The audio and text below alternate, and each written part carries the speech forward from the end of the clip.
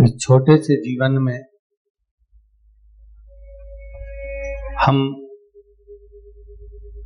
अपने परिवार को साधते हुए परिवार के साथ में सब कर्म करते करते करते करते भगवान की भक्ति को भी धारण करें। हम कभी इस व्यासपीठ से ऐसा नहीं बोले कि आप अपना घर छोड़ दो, आप अपना परिवार छोड़ दो, आप अपना घर छोड़कर कहीं तीर्थ में जाकर बैठ जाओ या कहीं एकांत में जाकर बैठ जाओ। ये कभी इस व्यासपीठ से नहीं कहा। इस व्यासपीठ से कहा परिवार में रहो, घर में रहो, कुटुंब में रहो, सबके साथ रहो और सबके साथ रहकर भगवान की भक्ति को करो। परिवार भी संभालना है, घर भी संभालना है, काम धंधा भी करना है, बिजनेस भी करना है, सब कुछ करना है। पर उसके साथ साथ एक लोटा जल देवदेव महादेव को भी चढ़ा। सब चीज करते करते, कार्य करते करते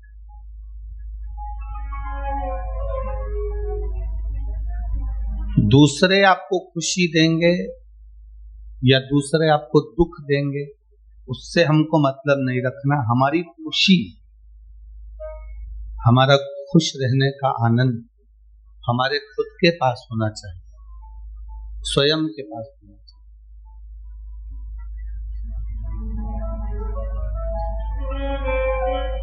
अपने लाइट का खटका, तो लाइट का जो खटका होता है, ऑन ऑफ होता है, लाइट जलती है, बंद होती है, पंखा चालू होता है, बंद होता है।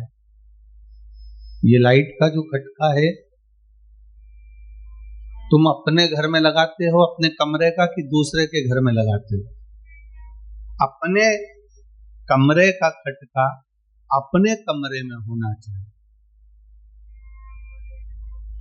माँ के कमरे में, पिताजी के कमरे में जो लाइट लगी है उसका खटका भी पिताजी के कमरे में होना चाहिए।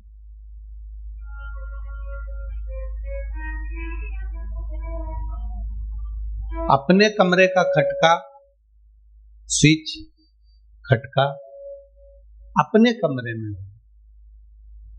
भाई के कमरे का खटका, स्विच भाई के कमरे में हो। क्योंकि अगर हमने अपना स्विच, अपना खटका पिताजी के कमरे में लगा दिया या पिताजी के कमरे का खटका अपने कमरे में लगा लिया तो उसका कोई लाभ नहीं होगा। जब उनको चालू करना है तब वो चालू कर लें, जब उनको बंद करना है वो बंद कर लें। दूसरे पर आश्रित नहीं होना कि वो लाइट चालू करेंगे या वो लाइट बंद करेंगे या वो पंखा चालू करेंगे या वो पंखा बंद करेंगे। ऐसी आश्रितता हमको नहीं चाहिए। अपना कमरे का खटका अपने पास होना चाहिए कि अपन बंद कर दिए, अपन चालू कर दिए। उसी तरह इस मनुष्य देह में खुश रहने का खटका ये आत्मा, ये मन भगवान ने आपको दिया है। आप स्वयं अपने आप में खुश रह सकते हैं, अपने आप में आनंदित रह सकते हैं। दूसरा आपको खुश नहीं कर सकता।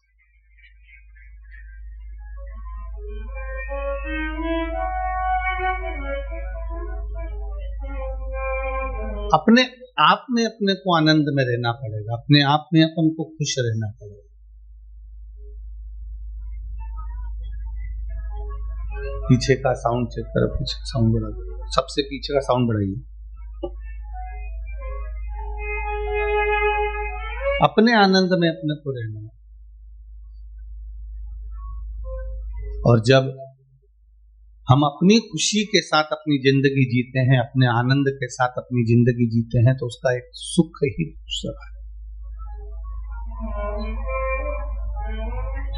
उसका एक आनंद ही दूसरा। एक बात अपनी जिंदगी में उतार कर रखिएगा। इस आशुतोष शिव महापुराण की कथा में से अपन कथा सुन रहे हैं, तो अपनी जिंदगी में एक बात को उतार। कमरे में बैठकर कितना भी रो लेना, दुख तुम पर है, तकलीफ तुम पर है, कष्ट तुम पर है, दुख तुम पर है, कर्जा तुम पर है। अगर कर्जा भी हो गया है, दुख भी आ गया है, कष्ट भी आ गया है, तकलीफें भी आ गई है, तो तुम पर आई। अपने मकान में, अपने कमरे में, अपने घर में कितना भी रो लेना, पर दरवाजे पर कोई आए, बेल बजाए, दरवाजा बजाए, जब दरवाजा खोलने के लिए जाओ तब उसके सामने रोकर मत जाना, प्रसन्न होकर जाना। अगर रोते हुए दिख गए तो वो तुम्हारी जिंदगी का फायदा उठाना प्रारंभ कर देगा।